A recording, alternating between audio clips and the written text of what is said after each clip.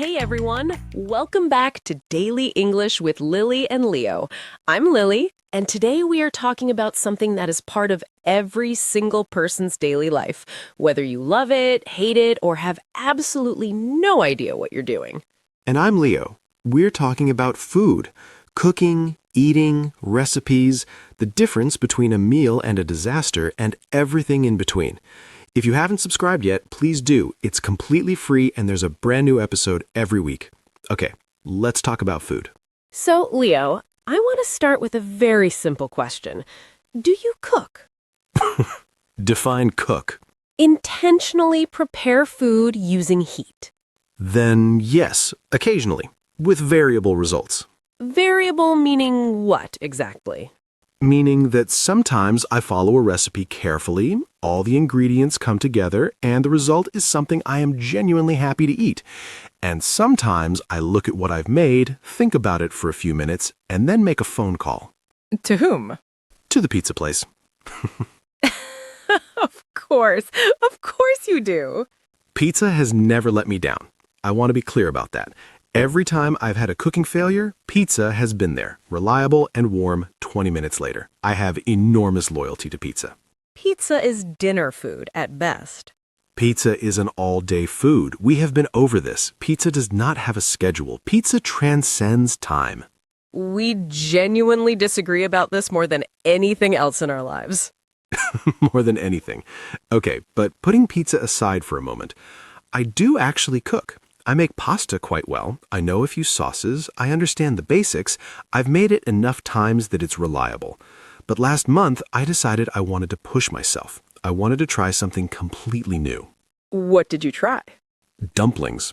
I decided to make dumplings from scratch. Not buy them from a shop, not use pre-made dough, from scratch. My own dough, my own filling, folded by my own hands.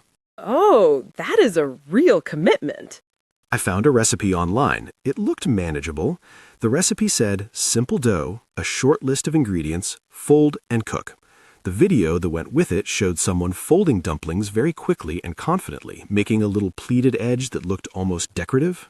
I know those videos. The hands move so fast. The hands move so fast, and every dumpling comes out identical and perfect, and the whole thing takes about 4 minutes. I watched it 3 times before I started. And then you tried. And then I tried. And the dough was actually fine. I was surprised. I mixed the flour and the water and the salt in the right proportions, kneaded it for the right amount of time, let it rest. That part worked. I felt good at this point. I thought, maybe I'm a natural. I can already hear where this is going. The filling was also fine. Pork and cabbage, very traditional, seasoned well. I tasted it. It was good. Everything was going well. And then I started folding. What happened? Nothing happened. That's the problem. My hands didn't do the thing. I watched the video again on my phone, propped up against the kitchen wall, and I tried to copy the movement, and my fingers just refused. Every dumpling I made looked different. Some were too thick on one side, some burst open when I pressed them. One looked like it was trying to be a different shape entirely. How long did you spend on this? About 40 minutes of folding, for maybe 30 dumplings. Which, if you do the maths, is not great. But did they taste good? They tasted absolutely wonderful. That was the real revelation. Ugly on the outside, genuinely delicious on the inside. I sat down and ate them all and felt very proud of myself. Not because they looked impressive, they did not, but because I made them from nothing. That was mine. That feeling is real. When you cook something from scratch and it actually works, there is a specific kind of satisfaction that you don't get from anything else. Yes. It's very different from, say, reheating something or making a sandwich. There's a process, and at the end of the process, a thing exists that didn't exist before, and you made it happen. It's a small but real achievement. I feel that way about baking especially. I don't bake much during heavy training because I tend to eat what I bake, which defeats the purpose. But when I do, there's something almost meditative about it. You bake? Not often, but I can make a decent loaf of bread. I find kneading dough quite calming, actually. There's a rhythm to it, and the result is something that smells incredible and is completely made by you. I've never made bread. That feels like the next level. You should try it. The ingredients are basically just flour, water, yeast, and salt. The challenge is not the ingredient list, it's understanding the process, how much time the dough needs to rise, how to tell when it's ready, that kind of feel you only develop by doing it. This is what people mean when they talk about cooking intuition, isn't it? The knowledge that isn't in the recipe. Exactly. A recipe can tell you the temperature and the time, but it can't tell you what it looks like when it's just right. You have to learn that from experience. I respect that enormously. I'm not there yet. I'm still at the stage of following the recipe very literally and hoping for the best. Which is exactly where you should be. The intuition comes later. What does your cooking look like day to day? Because I know you approach food very differently from me. Very differently, yes. I do a lot of meal prep. I spend a few hours on Sunday cooking in batches, and then I have everything ready for the whole week. Grains, roasted vegetables, protein, all portioned out in containers in the fridge. Monday to Friday, I just open a container and eat. This sounds incredibly organized and slightly joyless. It sounds joyless from the outside, but honestly, it's freedom. I don't have to think about food during the week. I don't have to decide anything when I'm tired after training. The decision was already made on Sunday when I had the energy to make it properly. That's actually a really interesting way to think about it. The effort goes where the energy is. Exactly. And the food is good. Simple cuisine, nothing fancy, but it's exactly what I need. It fuels the running, it fuels the training, and I know what's in it because I made it. What do you make most often? Right now, a big pot of grains, usually rice or quinoa, roasted sweet potato and broccoli, some chicken thighs or baked eggs, a sauce or dressing so it doesn't feel too dry. That's basically the formula. Swap in different vegetables, different protein, different seasoning, but the structure is the same. It sounds genuinely good when you describe it like that. I think I assumed meal prep was more depressing than it is. The key is seasoning. People underestimate seasoning. Well-seasoned simple food is much better than badly seasoned complicated food. I have learned this the hard way. The salt and sugar incident? The salt and sugar incident, yes. Early days of living alone, I was making a soup, a big pot, enough for several days. I added seasoning near the end without tasting first, and I added what I thought was salt. It wasn't salt. It was sugar, a very large amount of sugar. I didn't notice until I tasted it and thought, this is wrong in a way I cannot describe. Sweet soup. An enormous pot of sweet soup. I couldn't fix it. I threw the whole thing away. How much did you lose? It was a genuinely painful amount of wasted food. And I thought of Mark immediately because Mark did the same thing but with a birthday cake. He made the whole cake, baked it, iced it, and the first person to try it at the party realized it was completely wrong. Too much salt instead of sugar in the batter. The whole thing was inedible. At a birthday party? At a birthday party. For someone who was expecting a nice cake and had to pretend it was fine for a moment before admitting that no, it really wasn't fine at all. Mark is so kind that I can absolutely picture him trying to make it work. He absolutely tried. He had 3 bites before accepting reality.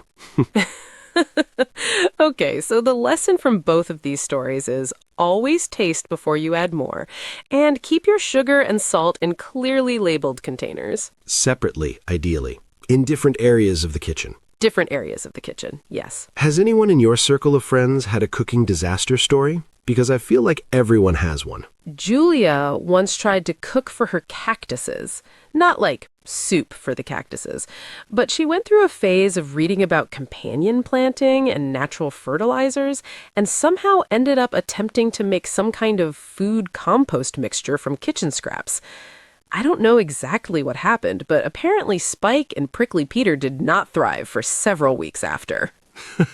She tried to cook for her cactuses, and the cactuses suffered. She said she learned a lot from the experience. She always does. She's the most resilient person I know. That's the spirit. Something fails, you learn, you carry on. And she also told me she had the best ramen of her life in Japan.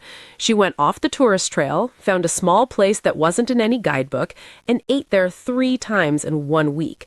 She described the bowl to me for about 10 minutes, and I still don't fully understand what made it different, but her face when she talked about it said everything. Japanese cuisine is extraordinary. There's a precision and attention to detail that is completely different from how I approach cooking, which is mostly hoping for the best. The dumpling experience is moving you in the right direction, though. I'd like to think so. I've already looked up another recipe. I want to try making gyoza next, the pan-fried version. Apparently, the technique is different. More folding. More folding, my nemesis. But I feel like I need to face it again. 1% better at folding every time. Exactly, 1% better. Okay, should we do vocabulary? Let's do vocabulary, and then grammar, which connects directly to cooking, actually. It does, very naturally. Good. 5 words, everyone. They'll all be in the episode description below, so you can save them, screenshot them, make flashcards, whatever works best for you. Word 1, recipe. A recipe is a set of instructions for making a specific dish. It tells you which ingredients to use, how much of each one, and the steps to follow. I followed a recipe for my dumplings, and the recipe was not the problem. The problem was me and my hands. Word 2, ingredient. An ingredient is any individual item that goes into a dish. Eggs are ingredients. Flour is an ingredient. Garlic, olive oil, salt, all ingredients. When a recipe says gather your ingredients, it means collect everything before you start. This is good advice. I always do this. Apparently not everyone does. I used to just grab things as I needed them. The recipe says otherwise. I now gather. It helps. Word 3, from scratch. From scratch means making something completely yourself, from the basic raw materials without using pre-made or shop-bought shortcuts. If you make bread from scratch, you use flour, water, yeast, and salt, not a bread mix from a packet. Making dumplings from scratch means making your own dough, from scratch. Word 4, meal prep. Meal prep is the practice of preparing several meals in advance, usually over 1 or 2 days, typically at the weekend, so that you have ready food for the coming days. It saves time and decision-making during the week. One of us does this. The other one improvises and sometimes orders pizza. Both valid approaches, arguably. Word 5, cuisine. Cuisine refers to a style or tradition of cooking associated with the particular country or region. Italian cuisine, French cuisine, Japanese cuisine, Chinese cuisine. You can also use it more broadly. Home cuisine, street cuisine, the cuisine of my grandmother's village. It's a more refined word than just food. It implies a whole tradition, not just a single meal. The cuisine of my grandmother's village is very heavy and very warming, and I dream about it sometimes. Lots of potatoes, lots of bread, everything cooked slowly. That sounds wonderful in winter. In winter, it is perfect. In summer, it is slightly much, but still good. Okay, grammar. Countable and uncountable nouns. This is a topic that comes up constantly in English, and cooking is genuinely one of the best contexts to understand it because you use both types of nouns all the time in the kitchen. So, a countable noun is a noun that exists as individual, separate units. You can count them. 1 egg, 2 eggs, 3 eggs, a dozen eggs. You put a number directly in front and it makes perfect sense. An uncountable noun, sometimes called a mass noun, is a noun that doesn't exist as individual separate units. It's a substance or a mass. Flour is a classic example. You can't say 1 flour, 2 flours. It doesn't work. Flour is a substance you measure, not count. So instead of asking how many, you ask how much. How much flour do you need? Here is where it affects your grammar directly. With countable nouns, you use many and few. How many eggs? Not many eggs. A few ingredients. With uncountable nouns, you use much and little. How much flour? Not much water. A little salt. And a lot of works with both, which is handy. A lot of eggs, a lot of flour. No problem either way. But much and many, few and little, those are specific. Now it gets a little more interesting. Some nouns can switch between countable and uncountable depending on what you mean. The word cake is a perfect example. 1 cake, that's countable. Mark made a cake. 2 cakes, an entire birthday cake. Here you're talking about a whole individual object. But cake as a general substance, uncountable. I don't eat much cake during training, not many cakes. Much cake. Because here you're talking about cake as a category, as a type of food in general, not as individual cakes you could count. Coffee works the same way. Would you like a coffee? That means 1 cup. Countable. But I drink too much coffee. Coffee there is the substance. uncountable.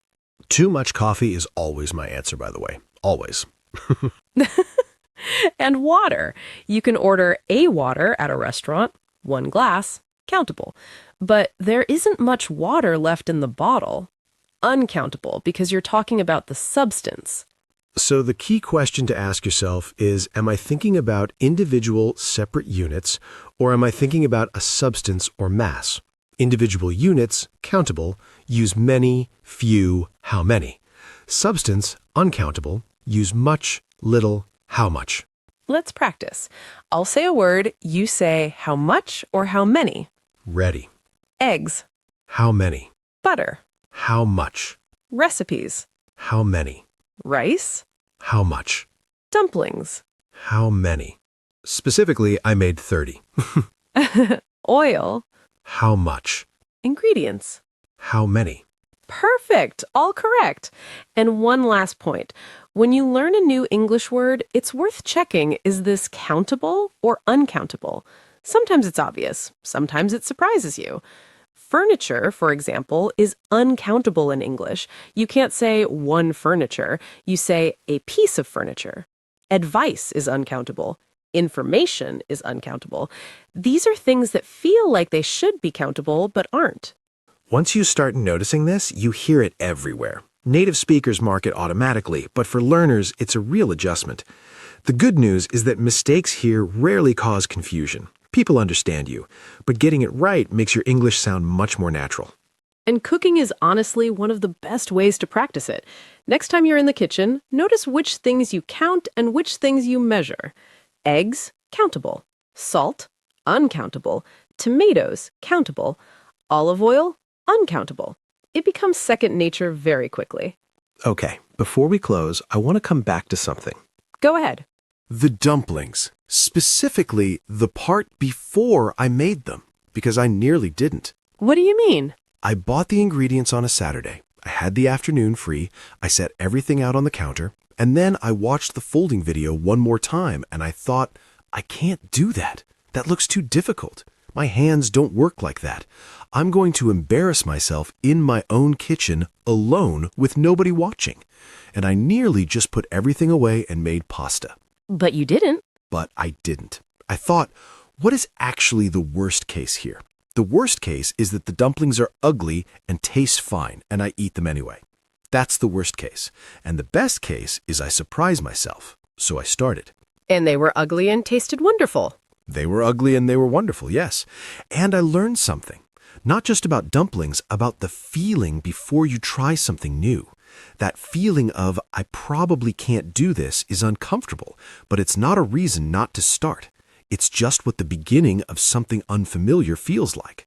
I think about this a lot in running. The first kilometer of every run feels hard, every single time. Even after years, the body protests, the mind says, maybe not today. And then something shifts around kilometer 2 and you find your pace and it becomes something else entirely. The beginning is always the hardest part. Always, but the only way through the beginning is to start. 1% every day, even in the kitchen. Especially in the kitchen. Try one thing this week that you've never made before. One recipe you've looked at and thought, maybe next time. Make it next time. It doesn't have to be perfect, it just has to happen. And if something goes wrong, you'll have a story. Mark's cake has been talked about for years. My ugly dumplings are already a story I've told multiple times. The disasters are part of it. The disasters are absolutely part of it. Okay, that's it for today. Thank you so much for spending this time with us on Daily English with Lily and Leo. Today we talked about food and cooking, recipes, meal prep, kitchen disasters, dumplings, and one legendary birthday cake that was not quite what anyone expected. And we covered vocabulary and grammar, countable and uncountable nouns, which sounds dry on paper but is genuinely everywhere once you start looking for it. 5 words for the week: recipe, ingredient, from scratch, meal prep, and cuisine, all in the description below with definitions. Subscribe if you haven't. It's free, it really does help us, and we'd love to have you back next week. And leave us a comment. We have a question for you. What's your best cooking disaster story? Or what dish have you always wanted to make from scratch but keep putting off? Tell us. We read everything. 1% every day. See you next week. Bye, everyone.